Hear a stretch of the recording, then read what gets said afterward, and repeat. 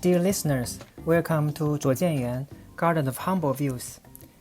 In the third episode, I want to share with you a little story of myself and use this story as an intro to unveil a slice of China's history, maybe not so known to our international listeners.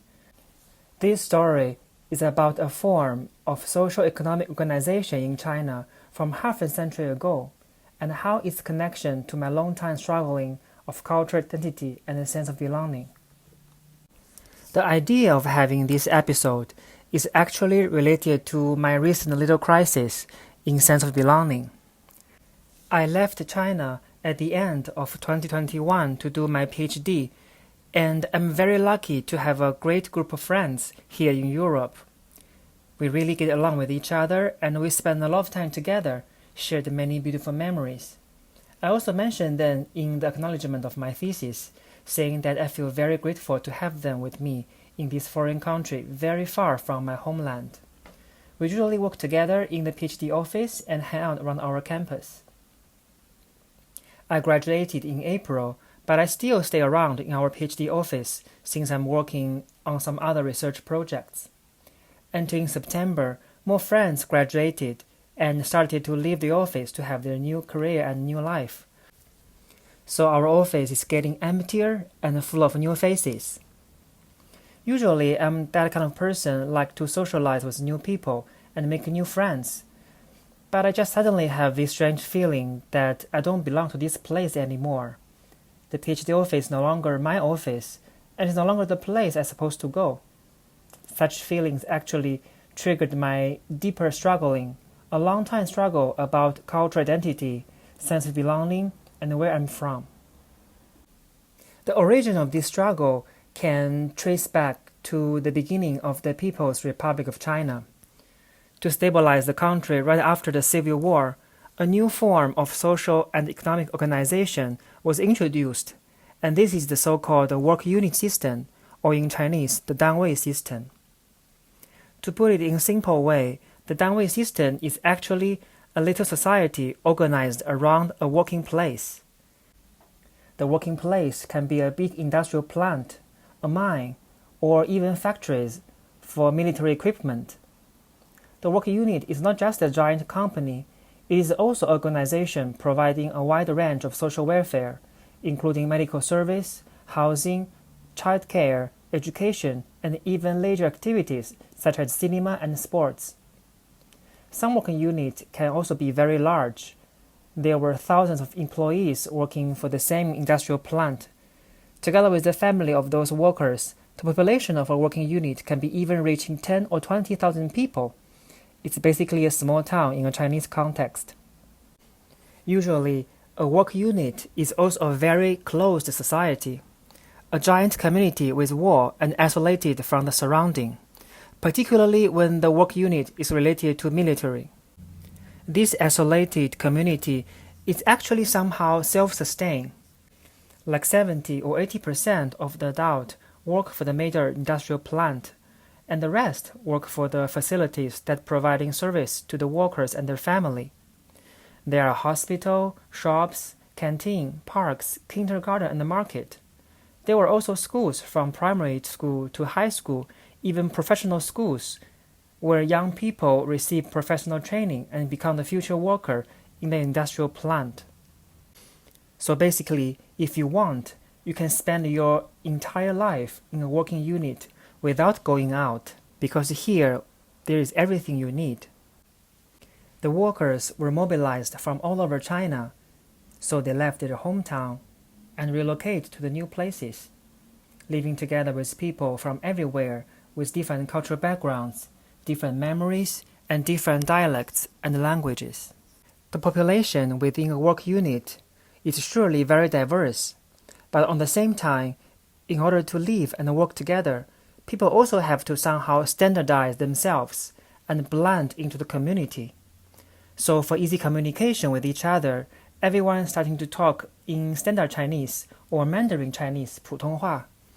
Even within the family, because sometimes the family members are also from different parts of China. This kind of spatial and social organization make a work unit an isolated enclave. almost completely detached from the social context. Within the wall of the gated community, it is a fairyland of socialist planned economy built on the collective efforts of people. Beyond the wall, there is usually a small town with local dialect, food, and culture, with completely different vibes from the isolated enclave. The reason I spend some time to explain to you about the work unit system is because I used to be a kid born and grew up in that kind of environment. I spent my whole childhood and majority of my teenage there, and this experience had a deep influence on me.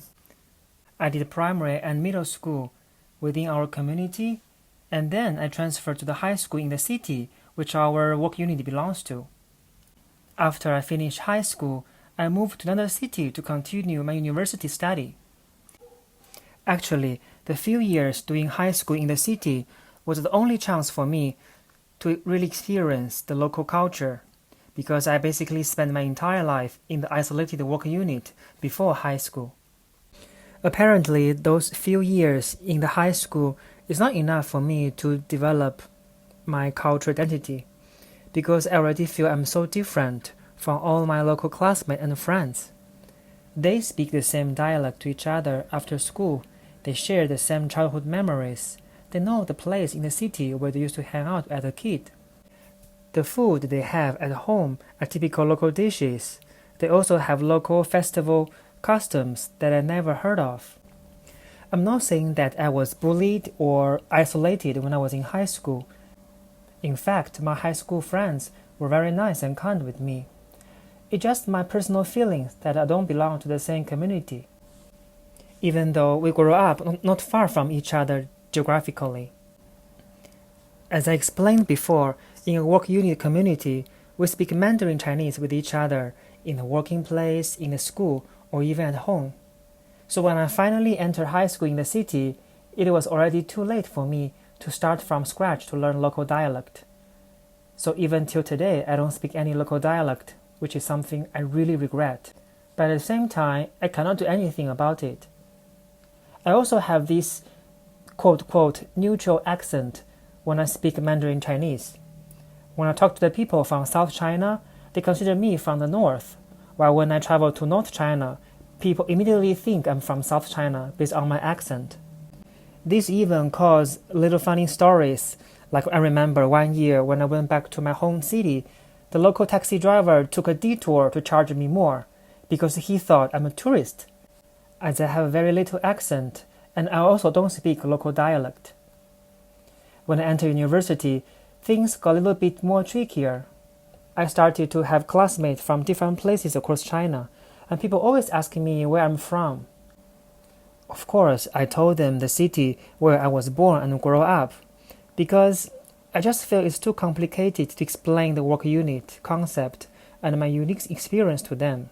But deep in my heart, I don't have so much emotional or cultural connection to the city, because I've only spent a few years in that city, and before I was basically living the isolated work unit. The funniest thing is that after I left China and started living abroad, my symptom of identity struggle seems to be slightly mitigated, because when people asking me where I'm from, I can just give them a simple answer, telling them I'm from China proudly. At least this is very clear, and my cultural identity as a Chinese is also very strong. But in the recent years, the old problem seems like coming back to me again. With China getting more open, people living in Europe also starting to travel in China, knowing more about China, and also get to know more different Chinese cities. So after telling them I'm from China, they will also keep asking which city I'm from, which region I'm from. So we go back to the same story, just as I explained before. Of course, I'm not the only one having such struggle. Actually, there is a whole generation sharing the same experience as me.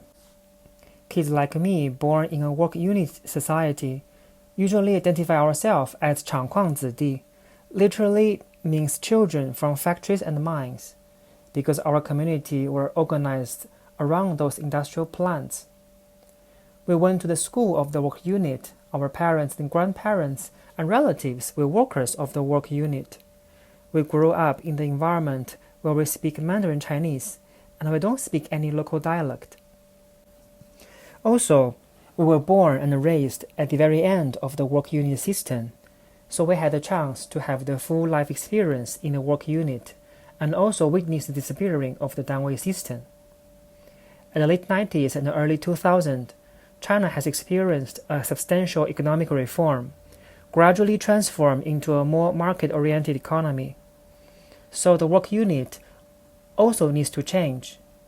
The walls of the gated community were taken down, and the facilities such as schools and hospitals, which used to belong to the work unit, were handed into the local towns rather than just being a social welfare for the workers.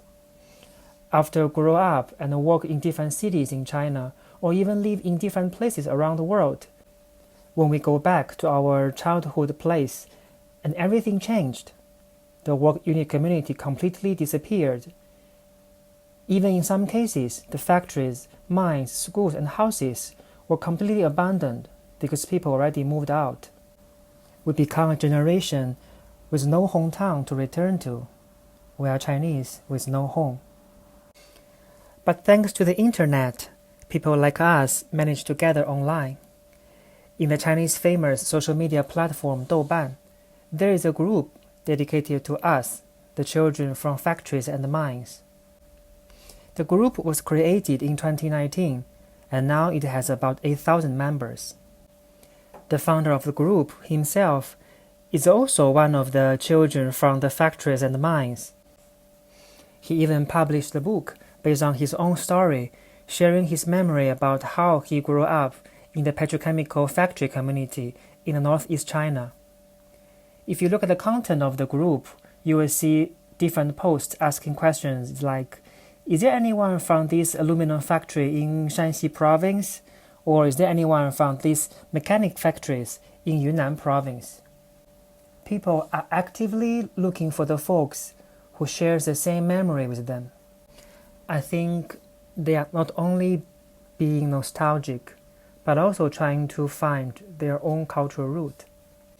Even though our factories and mines are from different places across China, sometimes even very far from each other, but we surprisingly share the same experience, the same childhood, the same memories, and of course the same struggle. Maybe if we say ourselves from a specific city, we feel us more belong to the community organized around that specific factory. When I see those heartwarming and nostalgic words in that group, I even feel like maybe these virtual places is our hometown, a home where the children of factories and mines belong to. As a generation of the work unit enter their 30s or 40s, we have seen a bigger world and had a rich experience. Many of us started to look back at our unique experience and look at our little communities from a different perspective. Today, inside the group, you can see posts looking for interviewees to talk about the memories of the past, to do research about oral history during the era of planned economy. Some people looking at those old factories from the perspective of industrial heritage, trying to understand if they have special historical value, or like what I'm doing right now, to record this episode to share with you the story not only about myself, but a whole generation of Chinese people. The factories and communities have disappeared in the history, making us Chinese with no home. But I believe it will always have a special place in our memories. I don't know if the work unit system or children of the factories and mines are something special for China, or there is also something similar in other places around the world. So I really would like to know. If you know anything, please leave your comments and let me know. In the end, I have to say it's not so easy to record this episode because I'm dealing with something very complicated.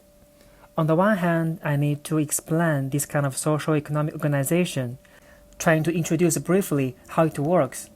On the other hand, I'm also not good in expressing myself in English when talking about something related to emotions and feelings. so it took me a little bit of more time to record this episode. It's a slice of Chinese history, neither so famous nor so significant, but it does have important meaning to me and to a whole generation of Chinese people. So I hope you find this story interesting. I'm Feiran. See you next time in 卓建园, Garden of Humble Views.